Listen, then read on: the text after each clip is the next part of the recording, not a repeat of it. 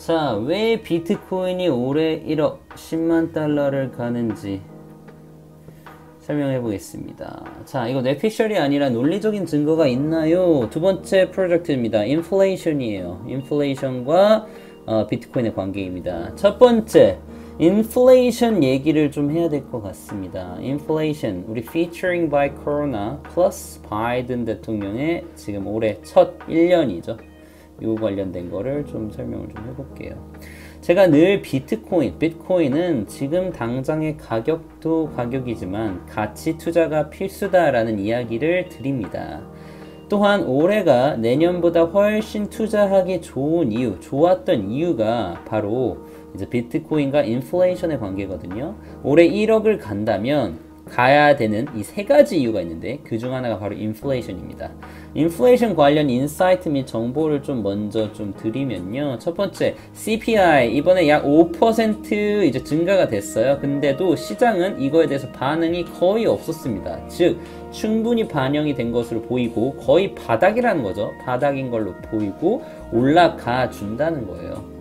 두 번째, 채권이 엄청 팔리고 10년물 금리를 유럽에서 많이 사줬습니다. 세 번째, 장기물의 숏 포지션이 말라버렸다는 것. 그러니까 숏을 치는 사람들보다 롱을 치는 것, 즉 불로 전환했다는 것. 이게 바로 푸르르르한 불장의 그 불이죠. 여름장이 좋다라는 뜻입니다. 즉 간단하게 얘기해 드릴게요. 생각보다 미국 경제가 여전히 안 좋고요. 일자리도 생각보다 안 늘었고요. 취업도 안 되면 경제가 덜 살아나서 지금 돈 푸는 거 못 멈춘다. 금리 인상 못 한다라는 뜻입니다. 이 뜻이고 이게 비트코인으로는 완전히 호재죠. 오히려 좋아 정도가 아니고 정말 좋아. 바이든 대통령은 계속 돈을 풀 예정이고요. 템퍼링 금리 인상 같은 요소가 당장 뭐 오늘 내일은 되게 어려워 보여요. 쉽지 않습니다. 그리고 특히 이번에 이제 G10 모임 이런 거에서 유럽에서 미국 국채를 많이 사주면서 10년물 금리가 내려줬기 때문에 여름에는 5월, 6월보다 훨씬 좋은 기세를 보여줄 전망입니다. 자, 간단하게 인플레이션부터 먼저 설명을 해봅시다. 인플레이션이란 화폐 가치가 하락을 하고 있죠. 돈의 가치가. 그리고 물가는 지나치게 지금 상승하고 있는 것을 말합니다. 즉 1불로 제가 좋아하는 딸기 하나를 사던 것이요. 인플레이션이 심화되면 10불로 딸기 하나를 사게 되는 거예요. 1불의 가치였던 게 이제 10불을 줘야지만 먹을 수 있는 거죠. 돈은 이렇게 올라갔다고 보는 겁니다. 이러한 인플레이션이 발생하는 요소가 첫 번째, 화폐를 지나치게 많이 찍어서 1불이 더 이상 1불의 역할을 못하는 거고 10불이 과거 1불 가치가 되는 것을 뜻하고요.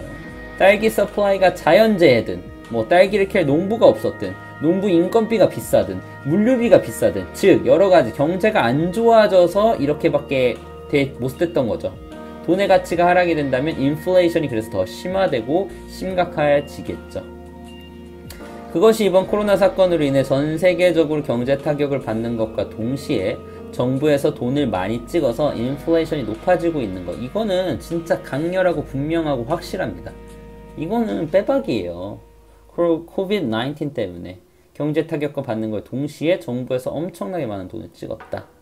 코로나 팬데믹, 원자재 공산품 인건비 인상이 됐고요. 경제가 악화됐어요. 해결책으로 뭐가 나왔죠? 양적 완화입니다. 즉 헬리콥터 머니라고 하는데 캐나다에서 하고 있는 정부가 돈을 뿌리기 시작한 거예요. 헬리콥터가 돌아가듯이. 그렇게 되면 화폐 가치가 하락하고 인플레이션이 심각해지는 거 당연한 겁니다. 인플레이션의 우려로 실물자산, 즉 금융자산을 제외한 자산입니다. 부동산, 금, 지화자원 등 쉽게 말해 형체가 있는 이 실물이 있는 자산에 자금이 몰리고 있어요. 지금 움직이고 있다라는 겁니다. 금이. 이로 인해 금융시장의 돈이 움직이는 겁니다. 인플레이션의 우려로. 그럼 자 이제 생각을 해야 돼요. 인플레이션이 있다 없다? 무조건 있다. 그럼 무조건 있으면 우려가 있다 없다? 우려가 생긴다.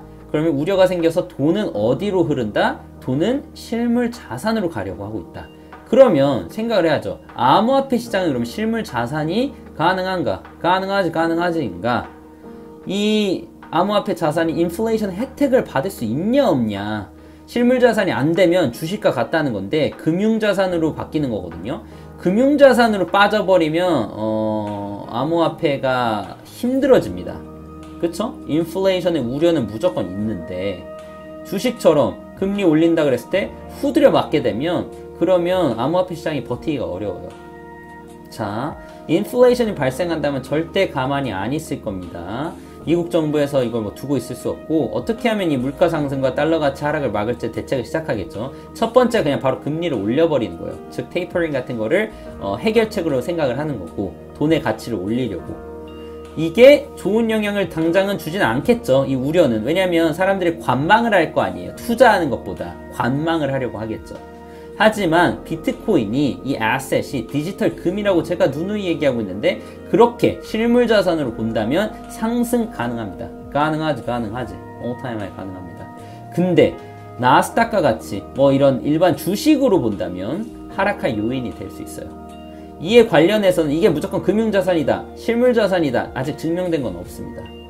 그리고 인플레이션과 비트코인의 관계성을 디렉트하게 된 것도 없어요. 오케이?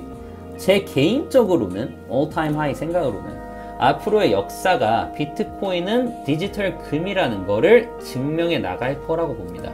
여러분도 저와 같은 의견이니까 오하 방송을 보시면서 생각을 하고 있는 거겠죠. 오케이?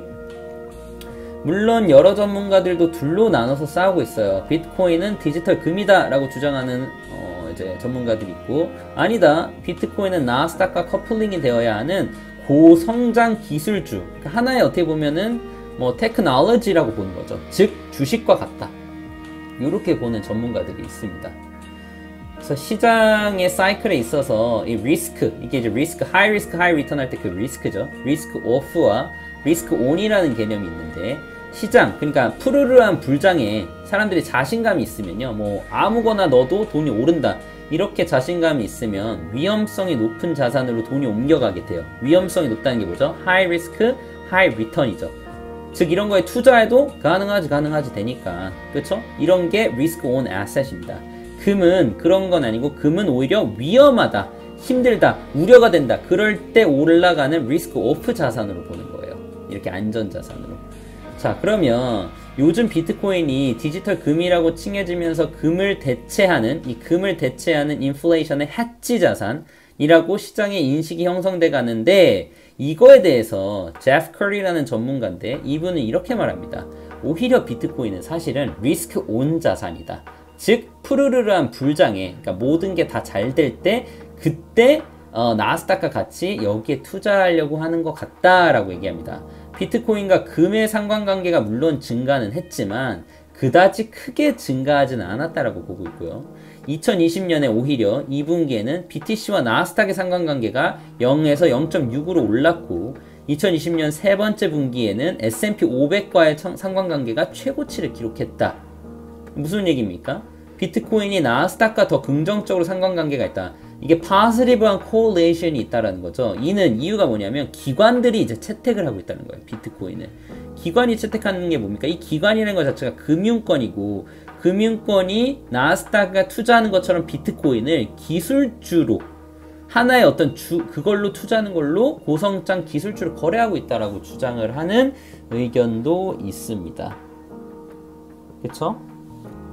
하지만 뭐 여기서 이제 하나의 또 의견이에요. 하지만 저처럼 비트코인을 결국에는, 그러니까 뭐 당장은 이렇게 좀 보여지는 것들이 있지만 결국에는 디지털 금이라고 믿는 사람들, 이렇게, 아니면 지금은 기술 나스닥과 같이 보더라도 뭐 어쨌든 eventually, finally, at last 디지털 금으로 가게 된다고 보는 사람들은 지금 이 인플레이션 시대에 비트코인이 다시 한번 푸르르한 불장으로 가려는 흐름을 맞이할 수 있다고 보는 겁니다. 가능하지라고. 오케이? 이유를 한번 좀 봅시다. 자, 일단 인플레이션 시대인 거는 여러분 이제 다 동의하시죠? 왜냐하면 코비드-19으로 인해서 돈을 많이 뿌리고 있고 앞으로도 뿌리고, 조 바이든 대통령도 계속 뿌리겠다 약속했잖아. 약속해줘 했잖아요. 그쵸? 그래서 가장 중요한 건 인플레이션이 되는 거에 이제 해지 방법이고, 고전적인 방법, 클래식한 방법이 바로 금에 투자하는 것이었어요. 맞죠?